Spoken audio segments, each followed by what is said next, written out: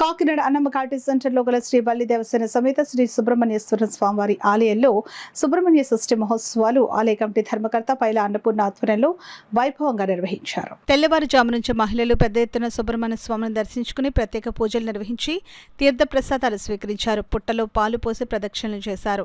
ఈ సందర్భంగా ఆలయ కమిటీ ధర్మకర్త పైల అన్నపూర్ణ మాట్లాడుతూ కార్తీక మాసం అనంతరం షష్ఠి వేడుకలను ఘనంగా నిర్వహించడం జరుగుతుందని అన్నారు.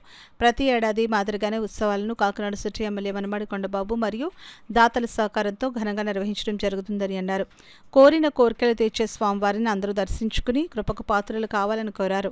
అలాగే డిసెంబర్ 15వ తేదీన ఉత్సవాల ముగింపులో భాగంగా భారీ అన్నదానం చేపట్టడం జరుగుతుందని తెలిపారు. ఈ కార్యక్రమంలో ఆలయ ప్రధాన పురోహితులు సాలిగ్రామ చింతామణి, ఆలయ కమిటీ సభ్యులు నాగమణి, వల్లి, పైల రాధిక, లక్ష్మణమూర్తి, అధిక సంఖ్యలో భక్తులు తదితరులు పాల్గొన్నారు.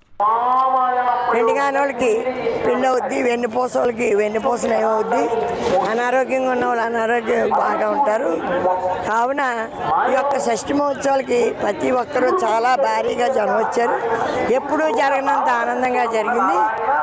భక్తులందరూ సంతోషించారు. కావున మన కాకినాడ సిటీ ఎమ్మెల్యే గారు ఆధ్వర్యంలో ఈ యొక్క నాగల చవితోటి ఈ షష్ఠి తోటి చాలా ఆనందంగా చేశాను. నాకు చాలా ఆనందంగా ఉంది. ఎందుకంటే ప్రశాంతంగా ఆనందంగా చేశాను కాబట్టి ఆయనకి కూడా ఈ సుబ్రహ్మణ్య స్వామి ఆశీస్సులు ఉండి ఆయురారోగ్యాలు ఇచ్చి చక్కగా కాకినాడని పరిపాలించాలని కోరుకుంటున్నాను. ఆ సుబ్రహ్మణ్య స్వామి ఆశీస్సులు ఉండాలని ప్రతి మంగళవారం కూడా అన్నదానం చేస్తాను. ప్రతి సంవత్సరం కూడా ఇలాగే బాగా అన్ని కార్యక్రమాలు చేస్తుంటాను. దీనికి నాకు వెనకాల చాలామంది ఉన్నారండి పెద్దవాళ్ళు. నాకు ఏది కావాలని ఆలే చేసి పెడతారు. మేము ఉన్నామమ్మా అని ప్రతి సామాను ఆలే తెచ్చి పెడతారు. ప్రతి పని ఆలే చేస్తారు. కావున ఆ యొక్క భక్తులకి దేవుడి కన్నా ఎక్కువ నేను గౌరవిస్తాను. నన్ను కూడా అలా గౌరవిస్తారు.